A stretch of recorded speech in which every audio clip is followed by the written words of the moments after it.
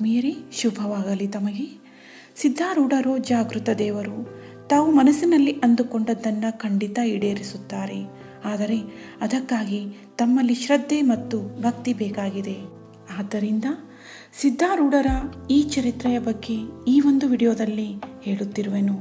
ಆತ್ಮೀಯರೇ, ಸಿದ್ಧಾರೂಢರ ಕಥಾಮೃತವನ್ನು ಓದುವುದರಿಂದ ನಾನು ನನ್ನ ಆಸೆಗಳನ್ನೆಲ್ಲ ಈಡೇರಿಸಿಕೊಂಡಿರುವೆನು ಮತ್ತು ನನ್ನ ಜೀವನದಲ್ಲಿ ಶಾಂತಿ ನೆಮ್ಮದಿ ನೆಲೆಸಿದೆ. ಅದೇ ತೆರನಾಗಿ ತಾವೂ ಸಹ ತಮ್ಮ ಆಸೆಗಳನ್ನು ಈಡೇರಿಸಿಕೊಂಡು ನೆಮ್ಮದಿಯ ಜೀವನ ಸಾಗಿಸಬೇಕಾಗಿದೆ.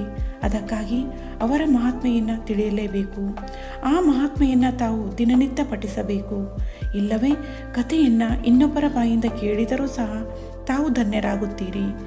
ಈ ಒಂದು ಕೆಲಸವನ್ನು ನಾನು ಈ ವಿಡಿಯೋದಲ್ಲಿ ಮಾಡುತ್ತಿರುವೆನು. ತಾವು ಕೆಲಸ ಮಾಡುವಾಗಲೂ ಸಹ ಈ ವಿಡಿಯೋವನ್ನು ಕೇಳುತ್ತಾ ಹೋದರೆ ತಾವು ಮಾಡುವ ಕೆಲಸದ ಜೊತೆಗೆ ದೇವರ ಧ್ಯಾನ ಮಾಡಿದ ಹಾಗೆ ಆಗುತ್ತದೆ. ತಮ್ಮ ಆಸೆಗಳು ಖಂಡಿತ ಈಡೇರುತ್ತವೆ. ಮೊದಲನೇ ಅಧ್ಯಾಯ ಕೇಳುವಾಗ ತಮ್ಮ ಆಸೆಗಳಾಗಲಿ ಅಥವಾ ಯಾವುದೇ ಒಂದು ಸಂಕಲ್ಪವನ್ನು ಮಾಡಿರಿ. ಅದು 56ನೇ ಅಧ್ಯಾಯ ಮುಗಿಯುವುದರೊಳಗಾಗಿ ತಾವು ಮಾಡಿದ ಸಂಕಲ್ಪ ಈಡೇರುತ್ತದೆ. ನಾನು ಮಾಡಿದ ಸಂಕಲ್ಪ ಸಹ ಈಡೇರಿವೆ. ಹಾಗೆಯೇ ತಮ್ಮ ಸಂಕಲ್ಪ ಸಹ ಈಡೇರುತ್ತದೆ ಅನ್ನುವ ಭರವಸೆ ನನಗಿದೆ. ಹಾಗಾದರೆ ದಿನಂಪ್ರತಿ ಒಂದೊಂದು ಅಧ್ಯಾಯಗಳನ್ನು ಕೇಳುತ್ತಾ ಹೋಗೋಣ. ಗ್ರಂಥ ಮಹಾತ್ಮೆ. ಶ್ರೀ ಗಣೇಶಾಯ ನಮಃ. ಶ್ರೀ ಗುರು ಸಿದ್ಧಾರೂಢಾಯ ನಮಃ. 4 ವೇದ, 6 ಶಾಸ್ತ್ರ, 18 ಪುರಾಣ, 28 ದಿವ್ಯ ಆಗಮಗಳ ಸರ್ವಸಾರಭೂತವಾದ ಶ್ರೀ ಸಿದ್ಧ ಪುರುಷನ ಈ ಪವಿತ್ರವಾದ ಚರಿತ್ರೆಯನ್ನು ನಿತ್ಯವೂ ಶ್ರದ್ಧೆಯಿಂದ ಓದುವ, ಕೇಳುವ, ಪೂಜಿಸುವ ಸರ್ವ ಭಕ್ತರಿಗೆ ಧರ್ಮ, ಅರ್ಥ, ಕಾಮ, ಮೋಕ್ಷಗಳು ಸಿದ್ಧಿಸುವವು. ಸರ್ವ ಕಷ್ಟ ನಷ್ಟಗಳು, ಸರ್ವ ಪಾಪತಾಪಗಳು, ಚೋರ, ವೈರಿ, ವಿಷ, ಭೂತಾದಿ ಭೀತಿಗಳು ಬಯಲಾಗಿ ಸರ್ವದಾ ಸಕಲ ಸನ್ಮಂಗಳಿಂದ ಕೂಡಿದ ಸುಖ ಸೌಭಾಗ್ಯಗಳು ಒದಗಿ ಬರುವವು. ಶ್ರೀ ಸಿದ್ಧ ಸದ್ಗುರುವಿನ ಕೃಪಾಪೂರ್ವಕ ಶ್ರವಣ ಮಾಡುವುದರಿಂದ ಶಾಂತಿ, ದಾಂತಿ, ವಿವೇಕ, ಜ್ಞಾನ, ಸದ್ಭಕ್ತಿಗಳು ಸಂಪ್ರಾಪ್ತವಾಗುವು. ಈ ವಿಡಿಯೋಗಳನ್ನು ನೋಡುತ್ತಿರುವ ನನ್ನ ಆತ್ಮೀಯರಿಗೆಲ್ಲರಿಗೂ ಶುಭವಾಗಲಿ. ಈ ದಿನ ನಾವು ಶ್ರೀ ಸಿದ್ಧಾರೂಢ ಕಥಾಮೃತದ 32ನೆಯ ಅಧ್ಯಾಯವನ್ನು ತಿಳಿಯೋಣ.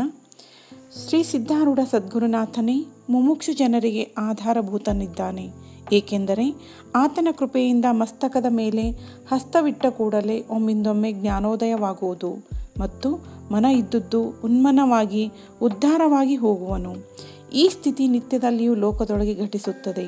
ಹೀಗೆ ಅಂಥದ್ದು ಕೇಳಿ ಒಬ್ಬರು ಬಂದು ಶ್ರೀ ಸಿದ್ಧಾರೂಢರಿಗೆ ವಿಚಾರಿಸುತ್ತಾರೆ, ಹೇ ಸ್ವಾಮಿ, ನಿಮ್ಮ ಹಸ್ತವನ್ನು ನಾನು ನಿತ್ಯ ಮಸ್ತಕದ ಮೇಲೆ ಇಟ್ಟುಕೊಳ್ಳುತ್ತೇನೆ, ಆದರೆ ನನಗ್ಯಾಕೆ ಜ್ಞಾನವಾಗಲಿಲ್ಲ? ಅದಕ್ಕೆ ಸದ್ಗುರುಗಳೆನ್ನುವರು, ಈತನು ಸದ್ಗುರು ಇದ್ದಾನೆ ಎಂಬ ಈ ಭಾವನೆ ಶುದ್ಧವಾಗಿರಬೇಕು ಮತ್ತು ಈತನಿಂದಲೇ ನನ್ನ ಉದ್ಧಾರ ಆಗುವುದು ನಿಶ್ಚಯವು ಎಂಬುದಾಗಿ ತ್ರಿಕರಣಪೂರ್ವಕ ಶುದ್ಧ ಭಾವವನ್ನು ಜೀವನ ಪ್ರಾಣ ಮಾಡಿ ಹಿಡಿಯತಕ್ಕದ್ದು. ಸದ್ಗುರುವಾದರೂ ನಮ್ಮಂತೆ ಮನುಷ್ಯನು ಎಂಬ ಭಾವದಿಂದ ಕೂಡಿದ್ದಾದರೆ ಅಂಥಾತನಿಗೆ ಜ್ಞಾನವು ಹೇಗೆ ಉಂಟಾದೀತು?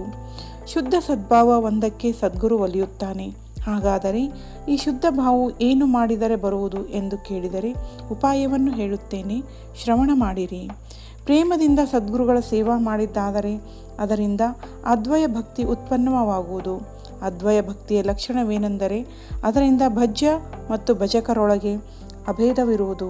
ತನ್ನ ಸೇವಾ ಯಾವ ರೀತಿಯಿಂದ ಮಾಡುವನೋ ಅದೇ ಪ್ರಕಾರ ಗುರು ಸೇವಾ ಮಾಡತಕ್ಕದ್ದು.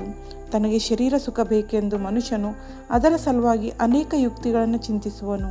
ಅದೇ ಪ್ರಕಾರ ಗುರುಗಳ ಸುಖದಿಶೆಯಿಂದ ಚಿಂತಿಸಿದ್ದಾದರೆ ಭಾವವು ಶುದ್ಧವಾಗುವುದು.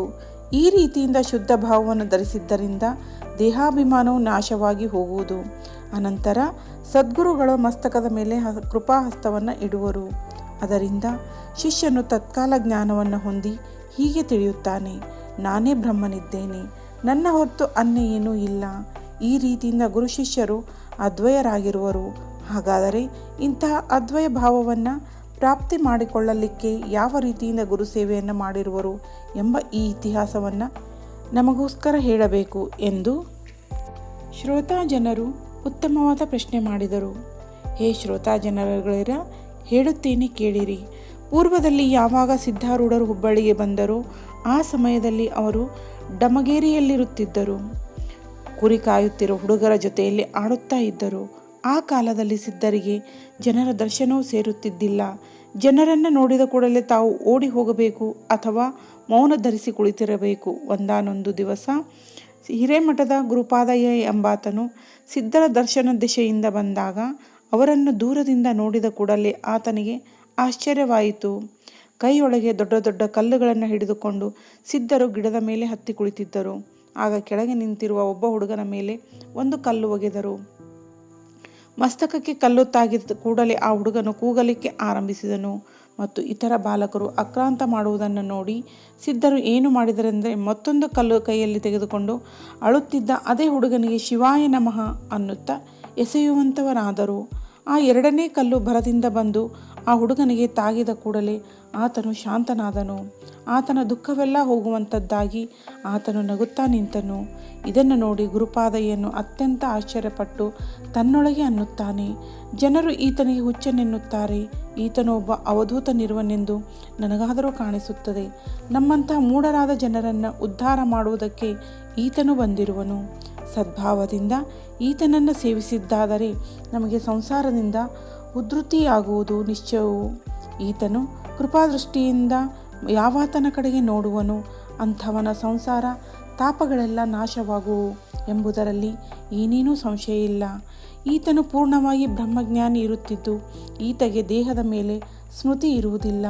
ಇಂಥ ವಿದೇಹ ಸ್ಥಿತಿ ಪ್ರಾಪ್ತವಾಗಿದ್ದಂಥ ಮಹಾತ್ಮನಿಗೆ ಅನ್ನಹಾರವನ್ನು ಪೂರೈಸಿದ್ದಾದರೆ ಸತ್ಯವಾಗಿ ಈತನ ಸೇವೆ ಮಾಡಿದ್ದಾದರೆ ಧನ್ಯನಾಗುವನು. ಆದರೆ ಈತನ ಪರಿಚಯವಿಲ್ಲದೆ ನಾನು ಸಮೀಪ ಹೋಗಿದ್ದಾದರೆ ನನಗೆ ಉಪಾಧಿಯೆಂದು ಭಯ ಉಂಟಾಗಿ ಓಡಿ ಹೋಗಿಬಿಟ್ಟರೆ ಏನು ಮಾಡಲಿ? ಈ ಪ್ರಕಾರ ಮನಸ್ಸಿನಲ್ಲಿ ವಿಚಾರಿಸಿ ಮೆಲ್ಲಗೆ ಸಮೀಪ ಬಂದು ಯಾವ ಹುಡುಗನಿಗೆ ಸಿದ್ಧರು ಕಲ್ಲಿನಿಂದ ಹೊಡೆದಿದ್ದರೋ ಆ ಹುಡುಗನನ್ನು ಕುರಿತು ಗುರುಪಾದಯ್ಯನು ಕೇಳುತ್ತಾನೆ. ಈತನು ನಿನಗೆ ಕಲ್ಲಿನಿಂದ ಹೊಡೆದಾಗ ನೀನು ಮೊದಲು ಆಳಲಾರಂಭಿಸಿದಿ, ಆದರೆ ಎರಡನೇ ಕಲ್ಲಿನಿಂದ ಹೊಡೆದ ಕೂಡಲೇ ನೀನು ಶಾಂತನಾದಿ. ಇದು ಕಾರಣವೇನು? ಆ ಹುಡುಗನಂದನು, ಈ ಸಿದ್ಧನು ನಿಜವಾಗಿ ಹುಚ್ಚನಿದ್ದಾನೆ, ಆದರೆ ಆತನಲ್ಲಿ ಒಂದು ಉತ್ತಮ ಗುಣವಿರುತ್ತದೆ. ಅದೇನೆಂದರೆ ಯಾರೊಬ್ಬರಿಗೂ ದುಃಖವಾದದ್ದು ಈತನು ಕಂಡನೆಂದರೆ ತತ್ಕಾಲ ಅದನ್ನು ಕಳೆದು ಬಿಡುತ್ತಾನೆ. ಈತನು ಮೊದಲನೇ ಕಲ್ಲು ಒಗೆದ ಕೂಡಲೇ ನನಗೆ ದುಃಖವಾಯಿತು, ಎರಡನೇ ಕಲ್ಲು ಈತನು ಕೈಯಿಂದ ತಾಗಿದ ಕೂಡಲೇ ಸುಖವಾಯಿತು. ಈ ಪ್ರಕಾರ ಅವನು ನಮ್ಮ ಕೂಡ ನಿತ್ಯದಲ್ಲಿ ಆಟವಾಡುತ್ತಿರುವನು. ಈತನ ಆಟ ಯಾರ್ಯಾರಿಗೂ ತಿಳಿಯುವುದಿಲ್ಲ. ಈ ಪ್ರಕಾರ ಆ ಹುಡುಗನ ವಚನವನ್ನು ಕೇಳಿ ಗುರುಪಾದಯ್ಯನ ಮನಸ್ಸಿನಲ್ಲಿ ಬಹಳ ಆನಂದವಾಗಿ ಪುನಃ ಆ ಬಾಲಕನನ್ನು ಕುರಿತು ವಿಚಾರಿಸುತ್ತಾನೆ. ಸಿದ್ಧನು ಏನು ಉಣ್ಣುತ್ತಾನೆ? ಅದಕ್ಕೆ ಹುಡುಗನು, ನಾವು ಕುರಿ ಕಾಯುತ್ತಿರುವಾಗ ನಮಗೆ ಹಾಲು ಬೇಡಿಕೊಂಡು ಕುಡಿಯುತ್ತಾನೆ, ಒಮ್ಮೊಮ್ಮೆ ರೊಟ್ಟಿ ತುಂಡುಗಳನ್ನು ಕೊಡುತ್ತೇವೆ, ಇದ್ಯಾವುದೂ ಇಲ್ಲದಿದ್ದಾಗ ನೀರೊಳಗೆ ಮಣ್ಣು ಕಲಸಿ ಕುಡಿಯುತ್ತಾನೆ ಎಂದು ಆತನು ಅಂದದ್ದು ಕೇಳಿ ಗುರುಪಾದಯ್ಯನು ಮನಸ್ಸಿನಲ್ಲಿ ಬಹಳ ತಾಪ ಹೊಂದುವಂಥವನಾಗಿ ಈತನಿಗೆ ನಿತ್ಯ ಅನ್ನವನ್ನು ತಂದು ಕೊಡುವೆನೆಂದು ನಿಶ್ಚಯಿಸಿ ಸಿದ್ಧರ ಸಮೀಪ ಹೋಗುವಂಥವನಾದನು. ವೃಕ್ಷದ ಕೆಳಗೆ ಗುರುಪಾದಯ್ಯನು ಬಂದ ಕೂಡಲೇ ಸಿದ್ಧರು ಕೆಳಗೆ ಇಳಿದರು. ಆಗ ಗುರುಪಾದಯ್ಯನು ಬಹಳ ದೈನ್ಯ ಭಾವದಿಂದ ಸಿದ್ಧರ ಪಾದಕ್ಕೆ ಬೀಳುತ್ತಿರುವಾಗ ಸಿದ್ಧರು ಆತನ ಮಸ್ತಕಕ್ಕೆ ಒದೆಯುವಂಥವರಾದರು. ಈ ಪ್ರಕಾರ ಗುರುಪಾದಯ್ಯನ ಮಸ್ತಕದ ಮೇಲೆ ಲತ್ತಾ ಪ್ರಹಾರ ಮಾಡಿ ಸಿದ್ಧರು ಆತನನ್ನು ನೋಡುತ್ತಾರೆ. ಗುರುಪಾದಯ್ಯನಾದರೂ ತನ್ನ ಹಸ್ತಗಳನ್ನು ಜೋಡಿಸಿ ಬಹಳ ನಮ್ರ ಭಾವದಿಂದ ಸಿದ್ಧರ ಮುಂದೆ ತಟಸ್ಥನಾಗಿ ನಿಂತುಕೊಂಡು ಅನ್ನುತ್ತಾನೆ, ಹೇ ಸದ್ಗುರು, ನಾವು ತಮ್ಮ ಗೃಹಕ್ಕೆ ಬಂದು ನಮ್ಮೆಲ್ಲರಿಗೂ ಪವಿತ್ರ ಮಾಡಬೇಕಾಗಿ ಪ್ರಾರ್ಥನೆ. ಹೇಗೆ ನನ್ನನ್ನು ಈಗ ಧನ್ಯನಾಗಿ ಮಾಡಿದಿರೋ ಅದರಂತೆ ಎಲ್ಲ ಮನೆ ಮಂದಿಗೆ ಮಾಡಿ ಉದ್ಧರಿಸಬೇಕಾಗಿ ದೀನನಾದ ನಾನು ಪ್ರಾರ್ಥಿಸುತ್ತೇನೆ. ಸಿದ್ಧರು ಮನಸ್ಸಿನಲ್ಲಿ ವಿಚಾರಿಸುತ್ತಾರೆ, ಈತನು ದೃಢವಾದ ಭಕ್ತನಿರುವಂತೆ ಕಾಣಿಸುತ್ತಾನೆ ಎಂದು ಆ ಗುರುಪಾದಯ್ಯನನ್ನ ಕುರಿತು, ನಾನು ನಿಮ್ಮಲ್ಲಿಗೆ ಬಂದರೆ ನನಗೆ ಏನು ಕೊಡುವೆಯೋ ಅದನ್ನೇ ಇಲ್ಲಿ ತಂದುಕೊಡು, ನಾನು ನಿಮ್ಮ ಮನೆಗೆ ಬರುವುದಿಲ್ಲ, ಈಗ ಬೇಗ ಹೋಗು ಎಂದು ಹೇಳುತ್ತಾ ಗುರುಪಾದಯ್ಯನನ್ನು ದೂಡಲಿಕ್ಕೆ ಆರಂಭಿಸಿದರು. ಗುರುಪಾದಯ್ಯನಾದರೂ ವೇಗದಿಂದ ಮನೆಗೆ ಹೋಗಿ ಪತ್ನಿಯನ್ನು ಕುರಿತು ಅನ್ನುತ್ತಾನೆ, ನಮಗೆ ಒಂದು ನಿಧಿಯೇ ಸಿಕ್ಕಿರುವುದು, ಆತನ ದಿಶೆಯಿಂದ ನಮ್ಮ ಜನ್ಮವೇ ಸಫಲವಾಗುವುದು. ನಾನು ಒಬ್ಬ ಅವಧೂತನನ್ನು ಇವತ್ತು ಕಂಡೆನು, ಆತನಿಗೆ ಅನ್ನವನ್ನು ಕೊಟ್ಟಿದ್ದಾದರೆ ನಮ್ಮ ಜನ್ಮವು ಸಾರ್ಥಕವಾಗುವುದು. ಆದ್ದರಿಂದ ಶೀಘ್ರವಾಗಿ ನನಗೆ ಅನ್ನ ಮತ್ತು ರೊಟ್ಟಿ ಕೊಡು, ಅವನ್ನು ಒಯ್ದು ಆತನಿಗೆ ಕೊಡುವೆನು. ಈ ಪ್ರಕಾರ ಪತಿಯ ವಚನವನ್ನು ಕೇಳಿ ಆ ಸ್ತ್ರೀಯು ಮನಸ್ಸಿನಲ್ಲಿ ಖಿನ್ನಳಾಗಿ ಬಹಳ ಸಂಕೋಚದಿಂದ ಆತನಿಗೆ ಅನ್ನ ಕೊಟ್ಟಳು. ಅದನ್ನು ತೆಗೆದುಕೊಂಡು ಗುರುಪಾದಯ್ಯನು ಕೂಡಲೇ ಹೊರಟನು. ಅವರ ಮನೆಯಲ್ಲಿ ಬಹಳ ದರಿದ್ರಾವಸ್ಥೆ ಇರುತ್ತಿತ್ತು. ಭಿಕ್ಷಾವೃತ್ತಿಯಿಂದ ಜೀವನವನ್ನು ನಡೆಸುತ್ತಿದ್ದರು. ಗುರುಪಾದಯ್ಯನ ಮಗನು ಭಿಕ್ಷಾ ಮಾಡಿಕೊಂಡು ಬರುತ್ತಿದ್ದು ಅದನ್ನು 3 ಮಂದಿ ಉಣ್ಣುತ್ತಿದ್ದರು. ಈ ಕಾರಣದಿಂದ ಇತರರಿಗೆ ಅನ್ನ ಕೊಡುವಾಗ ಗುರುಪಾದಯ್ಯನ ಪತ್ನಿಯು ಸಂಕೋಚ ಪಡುತ್ತಿದ್ದಳು. ಆದರೆ ಶ್ರದ್ಧಾಭಕ್ತಿ ಭರಿತರಾಗಿರುವ ಆತನಿಗೆ ಮನಸ್ಸಿನೊಳಗೆ ಏನೇನೂ ಶಂಕೆ ಇರುತ್ತಿದ್ದಿಲ್ಲ. ಇರಲಿ, ಗುರುಪಾದಯ್ಯನು ಆ ಅನ್ನ, ರೊಟ್ಟಿ ಮುಂತಾದನ್ನು ತೆಗೆದುಕೊಂಡು ಹೋಗಿ ಸಿದ್ಧರ ಮುಂದೆ ಇಡಲು ಸಿದ್ಧರು ಅದನ್ನು ತೆಗೆದುಕೊಂಡು ಎಲ್ಲ ಹುಡುಗರಿಗೆ ಹಂಚಿಕೊಟ್ಟು ಸ್ವಲ್ಪ ಉಳಿದದ್ದನ್ನು ತಾವು ಸೇವಿಸುವಂಥವರಾದರು. ಸಿದ್ಧಾರೂಢರು ಆಗ ಗುರುಪಾದಯ್ಯನಿಗೆ ಅನ್ನುತ್ತಾರೆ, ನೀನು ನಮಗೆ ಬಹಳ ತುಸು ಅನ್ನ ತಂದು ಕೊಟ್ಟಿರುವಿ. ಇನ್ನೂ ಅಧಿಕ ತಂದು ಕೊಟ್ಟಿದ್ದಾದರೆ ನಮ್ಮೆಲ್ಲರಿಗೆ ಸಾಕಾಗುವುದು. ಅದಕ್ಕೆ ಗುರುಪಾದಯ್ಯನು, ಈಗಲೇ ನಾನು ತೆಗೆದುಕೊಂಡು ಬಂದು ನಿಮ್ಮೆಲ್ಲರಿಗೂ ಅನ್ನ ಪೂರೈಸುವನು ಎಂದು ಹೇಳಿ ಮನೆಗೆ ಹೋಗಿ ನೋಡುವಂಥವನಾದನು. ಅಲ್ಲಿ ತಾನು ಉಣ್ಣುವ ಭಾಗ ಮಾತ್ರ ಉಳಿದಿರುವುದು. ಅದನ್ನು ತೆಗೆದುಕೊಂಡು ಶೀಘ್ರವಾಗಿ ಹೊರಟು ಸಿದ್ಧರ ಸಮೀಪ ಬಂದು ಅವರ ಮುಂದಿಟ್ಟು ನಮಸ್ಕರಿಸಿ ನಿಂತನು. ತಾನು ಉಪವಾಸವಿದ್ದರೂ ಗುರುಪಾದಯ್ಯನಿಗೆ ಬಹಳ ಆನಂದವಾಗಿರುವುದು. ಆತನು ಅನ್ನುತ್ತಾನೆ, ಈ ಹೊತ್ತು ನಾನು ಧನ್ಯನಾದನು. ಈ ಸದ್ಗುರುವಿಗೆ ಉಣ್ಣಿಸಿ ನಾನು ಪೂರ್ಣ ತೃಪ್ತಿಯನ್ನು ಹೊಂದಿದೆನು. ಒಂದು ವೇಳೆ ಉಪವಾಸವಾಯಿತೆಂದರೆ ಈ ಹೊತ್ತು ಉತ್ತಮವಾದ ವೃತವು ನನಗೆ ಘಟಿಸಿತು ಎಂದು ತಿಳಿಯುವೆನು. ಸಿದ್ಧಾರೂಢರು ಆ ಅನ್ನವನ್ನು ತೆಗೆದುಕೊಂಡು ಆ ಹುಡುಗರಿಗೆಲ್ಲ ಪುನಃ ಹಂಚಿಕೊಟ್ಟು ಅಲ್ಪಶೇಷ ಉಳಿದದ್ದನ್ನು ತಾವು ತೆಗೆದುಕೊಳ್ಳುವಾಗ ರೊಟ್ಟಿಯ ಒಂದು ಸಣ್ಣ ತುಂಡನ್ನು ಗುರುಪಾದಯ್ಯನಿಗೆ ಕೊಟ್ಟರು. ಅದನ್ನು 2 ಕೈಗಳನ್ನು ಜೋಡಿಸಿ ಗುರುಪಾದಯ್ಯನು ಬಹಳ ಸಂತೋಷದಿಂದ ಸ್ವೀಕರಿಸಿ ಅಮೃತ ರೂಪ ಪ್ರಸಾದವೆಂದು ಭಾವಿಸಿ ಬಾಯಿಯೊಳಗೆ ಹಾಕಿಕೊಂಡ. ನುಂಗಿದ ಕೂಡಲೇ ಆತನಿಗೆ ವಿಶೇಷ ಚಮತ್ಕಾರ ಕಾಣುವಂಥದ್ದಾಯಿತು. ಆ ಪ್ರಸಾದವು ಕುಕ್ಷಿಯೊಳಗೆ ಪ್ರವೇಶಿಸಿದ ಕ್ಷಣವೇ ಆತನಿಗೆ ಹೊಟ್ಟೆ ತುಂಬ ಉಂಡಂತೆ ಕಾಣಿಸಿ ಗುರುಪಾದಯ್ಯನು ತೇಗಲಿಕ್ಕೆ ಆರಂಭಿಸಿ ಅತ್ಯಂತ ಆಶ್ಚರ್ಯಪಡುವಂಥವನಾದನು. ಆತನು ಮನಸ್ಸಿನಲ್ಲಿ ಚಿಂತಿಸುತ್ತಾನೆ, ಈ ಸದ್ಗುರುನಾಥನು ಪ್ರತ್ಯಕ್ಷ ಈಶ್ವರನಿದ್ದಾನೆಂಬುದು ಪೂರ್ಣ ನಿಸ್ಸಂಶಯವಾಯಿತು. ಈತನ ಸೇವಾ ಮಾಡಲಿಕ್ಕೆ ಆರಂಭಿಸಿದನೆಂದರೆ ನನ್ನ ಜನ್ಮದ ಸಫಲತೆಯಾಗುವುದು. ಆಮೇಲೆ ಸಿದ್ಧರಿಗೆ ನಮಸ್ಕರಿಸಿ ಗುರುಪಾದಯ್ಯನು ಮನೆಗೆ ಕಡೆಗೆ ಹೊರಟು ಹೋಗುತ್ತಿರುವಾಗ ಒಬ್ಬ ಅಯ್ಯನು ಆತನ ಹಿಂದಿನಿಂದಲೇ ಬಂದು ಅನ್ನುತ್ತಾರೆ, ಆ ಭವಿಯ ಕೈಯೊಳಗಿಂದ ರೊಟ್ಟಿ ತುಂಡನ್ನು ಇಸುಕೊಂಡು ನೀನು ಬಾಯಿಯೊಳಗೆ ಹಾಕಿಕೊಂಡು ತಿಂದಿ. ಇದನ್ನು ನಾನು ಕಣ್ಣಾರೆ ನೋಡಿರುತ್ತೇನೆ. ಈಗ ಈ ಸಂಗತಿಯನ್ನು ಎಲ್ಲರಿಗೂ ತಿಳಿಸುವೆನು. ನಿಜವಾಗೂ ನೀನು ಭ್ರಷ್ಟನಾದಿ. ಅವಶ್ಯವಾಗಿ ನಿನಗೆ ಬಹಿಷ್ಕಾರ ಕೊಡುವೆವು. ನಿನ್ನನ್ನು ಯಾರು ಊಟಕ್ಕೆ ಕರೆಯುವರೋ ಅವರನ್ನು ಸಹ ಕುಲದಿಂದ ಹೊರಗಿಡುವೆವು. ಈ ಪ್ರಕಾರ ಆ ಅಯ್ಯನು ಅಂದು ಇತರ ಸರ್ವ ಅಯ್ಯನವರಿಗೂ ತಿಳಿಸಿ ಎಲ್ಲರ ಕೂಡಿ ಗುರುಪಾದಯ್ಯನಿಗೆ ಬಹಿಷ್ಕಾರ ಕೊಡುವಂಥವರಾದರು. ಆ ಅಯ್ಯನವರು ಗುರುಪಾದಯ್ಯನ ಕಡೆಗೆ ಬಂದು ಹೇಳುತ್ತಾರೆ, ನೀನು ಎಲ್ಲ ಮನೆ ಮಂದಿ ಕೂಡಿಕೊಂಡು ಮಠವನ್ನು ಬಿಟ್ಟು ಹೊರಗೆ ಹೋಗಬೇಕು. ಇಲ್ಲದಿದ್ದರೆ ಆ ಭವಿಯ ಸಂಗತಿ ಬಿಟ್ಟು ಬಿಡುತ್ತೇನೆ ಅನ್ನಬೇಕು. ಆತನ ಸಂಗತಿ ಬಿಟ್ಟಿಯಾದರೆ ನಿನಗೆ ಪ್ರಾಯಶ್ಚಿತ್ತ ಕೊಟ್ಟು ಪುನಃ ಕುಲದೊಳಗೆ ತೆಗೆದುಕೊಳ್ಳುವೆವು. ಅದನ್ನು ಕೇಳಿ ಗುರುಪಾದಯ್ಯನು ಅನ್ನುತ್ತಾನೆ, ಸಿದ್ಧಾರೂಢರನ್ನು ಬಿಟ್ಟು ನಾನು ಇರಲಾರೆನು. ಅವರು ಪ್ರತ್ಯಕ್ಷ ಈಶ್ವರನ ಅವತಾರವಿರುವರು. ಇವರದು ನನಗೆ ಪ್ರತೀತಿಯಾಗಿರುತ್ತದೆ. ನಾನೊಬ್ಬನಾದರೆ ಮಠವನ್ನು ಬಿಟ್ಟು 2ನೇ ಸ್ಥಾನಕ್ಕೆ ಹೋಗುವೆನು. ನನ್ನ ಸ್ತ್ರೀ ಮತ್ತು ಮಗ ಇವರನ್ನು ಇಲ್ಲೇ ಬಿಟ್ಟು ಹೋಗುವೆನು. ಆಗ ಅಯ್ಯಗಳು ಅನ್ನುತ್ತಾರೆ, ನೀನು ನಿಶ್ಚಯವಾಗಿ ನಿನ್ನ ಈಶ್ವರ ಅವತಾರದ ಕಡೆಗೆ ಹೋಗಿ ಇರುವಿ. ಎಲೆ ಭ್ರಷ್ಟನೇ, ನೀನು ನೀತಿಯನ್ನು ತಪ್ಪಿರುವಿ. ಈ ವಿಚಾರವನ್ನು ಕೇಳಿ ಗುರುಪಾದಯ್ಯನು ಅವರ ಕೂಡ ಏನೊಂದು ಮಾತನಾಡದೆ ಸುಮ್ಮನೆ ಇದ್ದನು. ಆಗ ಆತನ ಪತ್ನಿಯು ಆತನಿಗೆ ಬಹಳ ಆಗ್ರಹದಿಂದ ಹೇಳುತ್ತಾಳೆ, ಆ ಸಿದ್ಧನನ್ನು ಬಿಟ್ಟು ಬಿಡಿರಿ. ಮಗನಾದರೂ ಸಿಟ್ಟಿನಿಂದ ಗುರುಪಾದಯ್ಯನನ್ನು ಕುರಿತು ಅನ್ನುತ್ತಾನೆ, ಆ ಭವ್ಯ ಸಂಗತಿಯಲ್ಲಿ ಏನು ರುಚಿ ಕಂಡಿರುತ್ತಿ? ಮನೆಯಲ್ಲೇ ಇದ್ದಿ ಎಂದರೆ ನಿನ್ನ ಜೀವವು ಹಾರಿ ಹೋಗುತ್ತದೇನು? ಖಚಿತವಾಗಿ ನಿನಗೆ ಹುಚ್ಚು ಹಿಡಿದಿದೆ. ಈಗ ಮನೆ ಬಿಟ್ಟು ನಡಿ. ಮುದಿ ವಯಸ್ಸಿನಲ್ಲಿ ನಿನ್ನ ಬುದ್ಧಿ ಭ್ರಂಶವಾಗಿರುತ್ತದೆ. ಇಂಥ ಕಠೋರ ವಚನವನ್ನು ತನ್ನವರಿಂದ ಕೇಳಿದರೂ ಗುರುಪಾದಯ್ಯನು ಏನೇನೂ ಉತ್ತರ ಕೊಡಲಿಲ್ಲ. ಮನಸ್ಸು ಪೂರ್ಣವಾಗಿ ಸಿದ್ಧ ಚರಣಗಳಲ್ಲಿ ಇಟ್ಟವಂತವನಾಗಿ ಗುರುಪಾದಯ್ಯನು ತನ್ನ ಜೋಳಿಗೆಯನ್ನು ಹಾಕಿಕೊಂಡು ಆ ಸಮಯದಲ್ಲಿ ಮನೆ ಬಿಟ್ಟು ಹೊರಟನು. ಊರೊಳಗೆ ಹೋಗಿ ಭಿಕ್ಷೆ ಮಾಡಿಕೊಂಡು ನೆಟ್ಟಗೆ ಸಿದ್ಧಾರೂಢರ ಇದ್ದಲ್ಲಿಗೆ ಬಂದನು. ಸಿದ್ಧರ ಮುಂದೆ ಆ ಜೋಳಿಗೆ ಇಟ್ಟು ಅವರು ಕೊಟ್ಟಷ್ಟು ಪ್ರಸಾದ ತೆಗೆದುಕೊಂಡು ಅಷ್ಟನ್ನೇ ಸೇವಿಸಿ ಆನಂದದಿಂದ ಸಿದ್ಧರ ಹತ್ತಿರ ಇರಲಾರಂಭಿಸಿದನು. ಗುರುಪಾದಯ್ಯನು ಈ ಪ್ರಕಾರದ ಅನನ್ಯ ಭಕ್ತಿಯನ್ನು ಕಂಡು ಇತರ ಅನೇಕ ಭಕ್ತರು ಸಿದ್ಧರ ಕಡೆಗೆ ಬರಲಾರಂಭಿಸಿದರು ಮತ್ತು ಸಿದ್ಧಾರೂಢರನ್ನು ಕಂಡು ನಮಗೆ ಸತ್ಯವಾದ ಸದ್ಗುರು ಭೇಟಿಯಾದನು ಎಂದು ಅನ್ನುತ್ತಿರುವರು. ಅಲ್ಲಿಂದ ಆ ಭಕ್ತರು ಅತ್ಯಾಗ್ರಹದಿಂದ ಸಿದ್ಧರನ್ನು ಪ್ರಾರ್ಥಿಸಿ ತಮ್ಮ ತಮ್ಮ ಮನೆಗಳಿಗೆ ನಿತ್ಯ ಕರೆದುಕೊಂಡು ಹೋಗಿ ಅವರಿಗೆ ಭೋಜನಾದಿ ಉಪಚಾರಗಳಿಂದ ಸಂತೋಷಪಡಿಸಿ ಧನ್ಯ ಭಾವವನ್ನು ಹೊಂದುತ್ತಿದ್ದರು. ಒಬ್ಬರು ಇತರ ಭಕ್ತರೊಡನೆ ಸಿದ್ಧರನ್ನು ಮನೆಗೆ ಕರಕೊಂಡು ಬಂದು ಪುರಾಣವನ್ನು ಹಚ್ಚಿ ನಿತ್ಯ ಸಿದ್ಧಾರೂಢರ ಮುಖದಿಂದ ವೇದಾಂತ ನಿರೂಪಣವನ್ನು ಶ್ರವಣ ಮಾಡಿ ಬಹಳ ಆನಂದ ಪಡುತ್ತಿದ್ದರು. ಉದ್ಧಾರ ಕಾರ್ಯಕ್ಕೆ ಸಿದ್ಧಾರೂಢರು ಆರಂಭ ಮಾಡಿದರು ಎಂದು ಗುರುಪಾದಯ್ಯನು ಮನಸ್ಸಿನಲ್ಲಿ ಬಹಳ ಆನಂದಪಟ್ಟನು. ಸಿದ್ಧರ ಮುಖದಿಂದ ಹೊರಡುವ ಭಾಷಣವನ್ನು ಶ್ರವಣ ಮಾಡಿದ ಮಾತ್ರದಿಂದ ಆ ಕ್ಷಣವೇ ಸ್ವರೂಪದಲ್ಲಿ ಪ್ರಬೋಧವಾಗುತ್ತಿರುವುದು.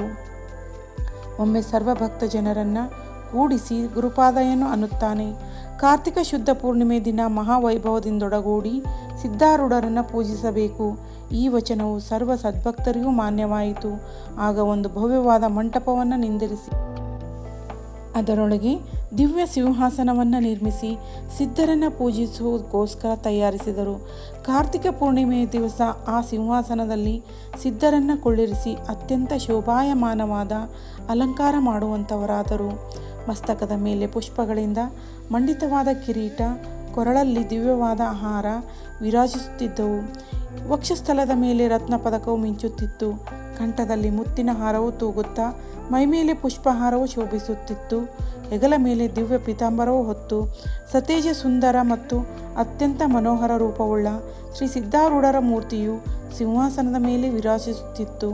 ಮುಖದ ಮೇಲೆ ಶಾಂತಿ ಮುದ್ರೆಯುಳ್ಳಂಥವನಾಗಿ ಕೃಪಾದೃಷ್ಟಿಯು ಪ್ರೇಕ್ಷಕರ ಹೃದಯಾಂತರದಲ್ಲಿ ಭೇದಿಸಿಕೊಂಡು ಹೋಗಿ ಅಲ್ಲಿರುವ ಗ್ರಂಥಿಗಳನ್ನು ಹರಿದು ದುಷ್ಟರನ್ನು ಸಹ ಉದ್ಧಾರ ಮಾಡುತ್ತಿತ್ತು. ಪೂಜಾ ನೋಡಲಿಕ್ಕೆ ಬಂದವರೆಲ್ಲ ನಾವು ಧನ್ಯರು ಧನ್ಯರು, ಸುಗುಣ ರೂಪವನ್ನು ಧರಿಸಿರುವ ಸಾಕ್ಷಾತ್ ಗಿರಿಜಾರಮಣನಾದ ಶಂಕರನನ್ನು ಇವತ್ತು ಕಂಡೆವು ಎಂದು ಅನ್ನುತ್ತಿದ್ದರು. ದಿನೇ ದಿನೇ ಹುಬ್ಬಳ್ಳಿಯೊಳಗಿನ ಭಕ್ತ ಮಂಡಳಿಯು ಬೆಳೆಯುತ್ತಾ ಹೋಗಿ ದೇಶ ದೇಶಗಳೆಲ್ಲ ಸಿದ್ಧಾರೂಢ ಸದ್ಗುರುಗಳ ಕೀರ್ತಿಯು ಪಸರಿಸುತ್ತಾ ನಡೆಯಿತು. ಪರದೇಶಗಳಿಂದಲೂ ಭಕ್ತ ಜನರು ಅನುದಿನದಲ್ಲಿ ಬರಲಾರಂಭಿಸಿದರು. ಭವ್ಯವಾದ ಒಂದು ಮಠವು ಕಟ್ಟಲ್ಪಟ್ಟು ಶಿಷ್ಯ ಜನರು ನಿಕಟವಾಸಿಗಳಾಗಿರಲಿಕ್ಕೆ ಹತ್ತಿದರು. ಅನೇಕ ಜನ ಲಿಂಗಾಯತರು ಸಿದ್ಧಾರೂಢರ ಭಕ್ತರಾದರು. ಆಮೇಲೆ ಅಯ್ಯನವರು ಸಹ ಗುರುಪಾದಯ್ಯನನ್ನು ತಮ್ಮ ಕುಲದಲ್ಲಿ ತಿರುಗಿ ತಕ್ಕೊಂಡರು.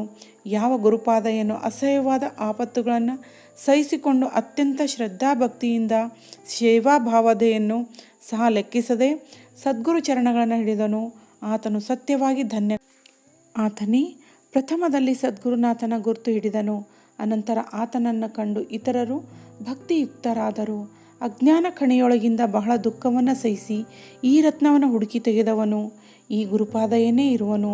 ಅನಂತರ ಅದರ ಲಾಭವು ಎಲ್ಲರಿಗೂ ಸಿಗುವಂಥದ್ದಾಯಿತು. ಮುಮುಕ್ಷು ಜನರುಗಳಿರ ಈ ಸಂಪತ್ತಿಯನ್ನು ಲೂಟಿ ಮಾಡಿರಿ. ಗುರುಪಾದಯ್ಯನು ಈ ಅಕ್ಷಯ ಸಂಪತ್ತನ್ನು ನಿಮ್ಮ ಕೈಯಲ್ಲಿ ತಂದು ಕೊಟ್ಟಿರುವನು. ಪೂರ್ಣ ದಯಾಳುವಾದ ಈ ಸಿದ್ಧ ಸದ್ಗುರು ಭಕ್ತರ ಅನರ್ಘ್ಯ ರತ್ನದಂತಿರುವನು. ಆತನನ್ನು ಪೂಜಿಸಿದ ಮಾತ್ರದಿಂದ ಭವಬಂಧನವು ಆತನ ಕೃಪೆಯಿಂದ ಕೂಡಲೇ ನಾಶವಾಗಿ ಹೋಗುವುದು ಎಂಬಲ್ಲಿಗೆ ಶ್ರೀ ಸಿದ್ಧಾರೂಢ ಕಥಾಮೃತದೋಳ್ ಶ್ರವಣ ಮಾತ್ರದಿಂದ ಸರ್ವ ಪಾಪಗಳನ್ನು ಭಸ್ಮ ಮಾಡುವಂಥ ಅತಿ ಮಧುರವಾದ ಈ 32ನೇ ಅಧ್ಯಾಯವನ್ನು ಶಿವದಾಸನು ಶ್ರೀ ಸಿದ್ಧಾರೂಢ ಸದ್ಗುರುಗಳ ಚರಣಾರವಿಂದಗಳಲ್ಲಿ ಅರ್ಪಿಸುತ್ತಿರುವನು. ಆತ್ಮೀಯರೇ, ಮುಂದಿನ ಒಂದು ವಿಡಿಯೋದಲ್ಲಿ ಶ್ರೀ ಸಿದ್ಧಾರೂಢ ಕಥಾಮೃತದ 33ನೇ ಅಧ್ಯಾಯವನ್ನು ತಿಳಿಯೋಣ. ಆತ್ಮೀಯರೇ, ತಾವು ಖಂಡಿತವಾಗಿ ಶ್ರೀ ಸಿದ್ಧಾರೂಢರ ಮೇಲೆ ನಂಬಿಕೆ ವಿಶ್ವಾಸ ಇಟ್ಟರೆ ತಮ್ಮ ಆಸೆ ಆಕಾಂಕ್ಷೆಗಳು 100ಕ್ಕೆ 100ರಷ್ಟು ಈಡೇರುವಲ್ಲಿ ಸಂಶಯವಿಲ್ಲ. ಆದ್ದರಿಂದ ತಾವುಗಳು 1ರಿಂದ 56 ಅಧ್ಯಾಯಗಳನ್ನು ಪಠಿಸಿ, ಇಲ್ಲವಾದರೆ ಈ ವಿಡಿಯೋಗಳನ್ನು ನೋಡಿ ಧನ್ಯರಾಗಿರಿ. ಧನ್ಯವಾದಗಳು.